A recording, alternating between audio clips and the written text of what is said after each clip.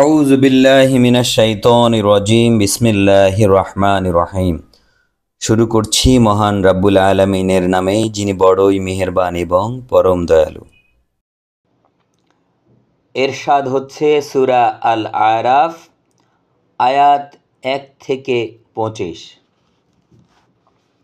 আলিফ লাম মিম সাদ। হে নবী, এ গ্রন্থ তোমার প্রতি নাজিল করা হয়েছে যেন তুমি এর দ্বারা কাফেরদের ভয় দেখাতে পারো। ঈমানদারদের জন্য এটি একটি স্মরণিকা। অতঃপর তার ব্যাপারে তোমার মনে যেন কোনো প্রকারের সংকীর্ণতা না থাকে। হে মানুষ, এই কিতাবে তোমাদের মালিকের কাছ থেকে তোমাদের কাছে যা কিছু পাঠানো হয়েছে তোমরা তার অনুসরণ করো এবং তার বদলে তোমরা অন্য কোনো কর্তৃপক্ষের অনুসরণ করো না। আসলে তোমাদের কম লোকই উপদেশ মেনে চলো। এমন কত জনপদকে আমি ধ্বংস করে দিয়েছি, তাদের ওপর আমার আযাব আসতো রাতের বেলায় যখন তারা ঘুমিয়ে থাকত, কিংবা আসতো মধ্যদিনে যখন তারা বিশ্রাম করত। আর যখন তাদের কাছে আমার আযাব আসতো তখন তারা এছাড়া আর কিছুই বলতো না যে নিঃসন্দেহে আমরা ছিলাম জালেম। যাদের কাছে নবী রসুল পাঠানো হয়েছিল অবশ্যই আমি তাদের জিজ্ঞেস করব, একইভাবে আমি রসুলদেরও অবশ্যই প্রশ্ন করব। অতঃপর আমি আমার নিজস্ব জ্ঞান দ্বারা তাদের কাছে তাদের কার্যাবলী খুলে খুলে বর্ণনা করব। আমি তো সেখানে অনুপস্থিত ছিলাম না। সেদিনের পাপ পুণ্যের পরিমাপ সত্য। সেদিন যার এবং যাদের ওজনের পাল্লা ভারী হবে তারাই সফল হবে।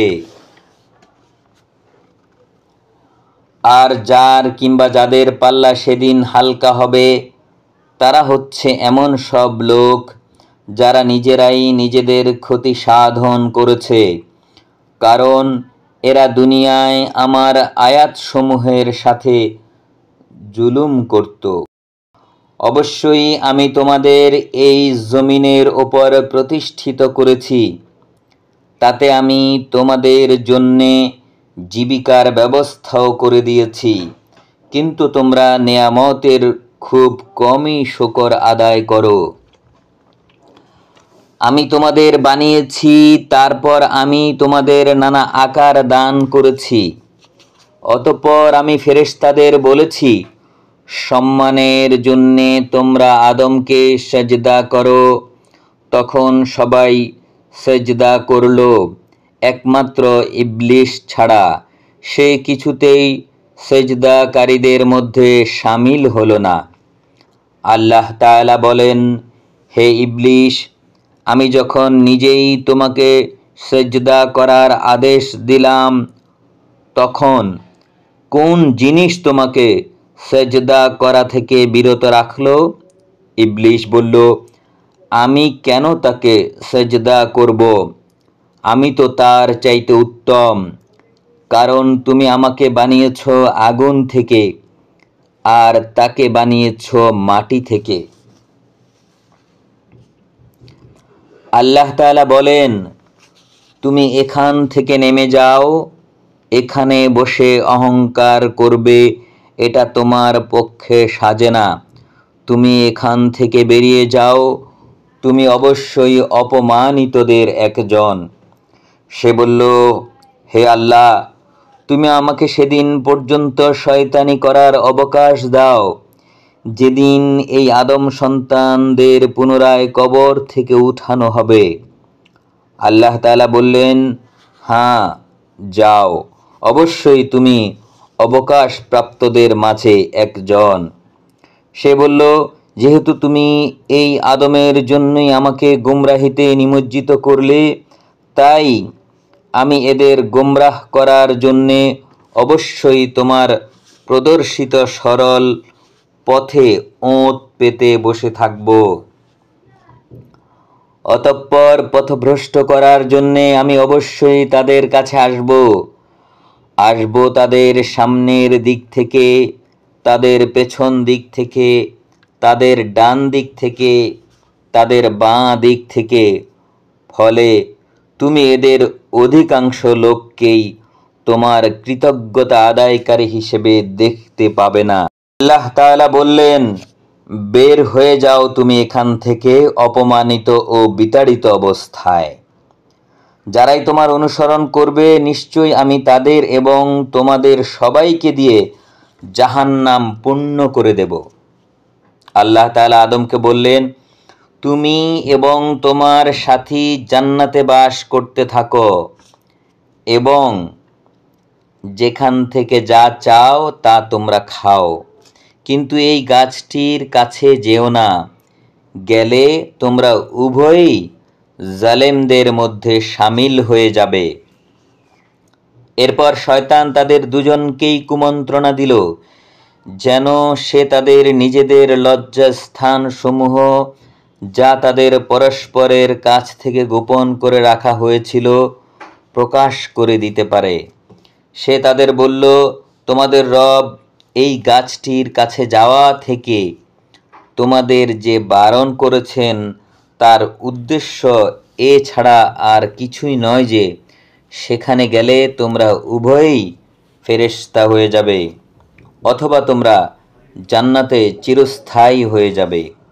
সে তাদের কাছে কসম করে বলল, আমি অবশ্যই তোমাদের উভয়ের হিতাকাঙ্ক্ষীদের একজন। অতঃপর সে তাদের দুজনকেই প্রতারণার জালে আটকে ফেলল।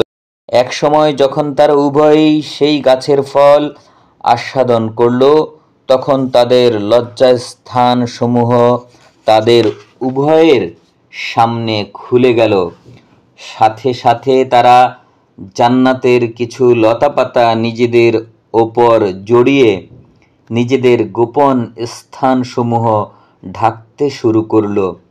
তাদের রব তখন তাদের ডাক দিয়ে বললেন, আমি কি তোমাদের উভয়কে এই গাছটির কাছে যাওয়া থেকে নিষেধ করিনি?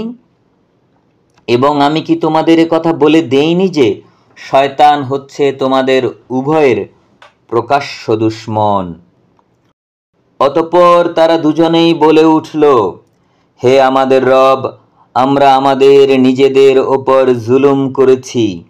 যদি তুমি আমাদের মাফ না করো এবং আমাদের ওপর দয়া না করো তাহলে আমরা অবশ্যই ক্ষতিগ্রস্তদের অন্তর্ভুক্ত হয়ে যাব। আল্লাহ তাআলা বললেন, এবার তোমরা সবাই এখান থেকে নেমে যাও। মনে রেখো, তোমরা ও শয়তান একে অপরের দুশমন।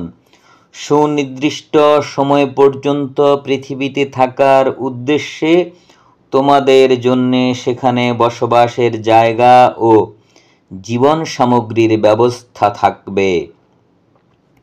আল্লাহ তাআলা বলেন, তোমরা সেখানেই জীবনযাপন করবে, সেখানেই তোমরা মৃত্যুবরণ করবে এবং সেখান থেকেই তোমাদের পুনরায় বের করে আনা হবে।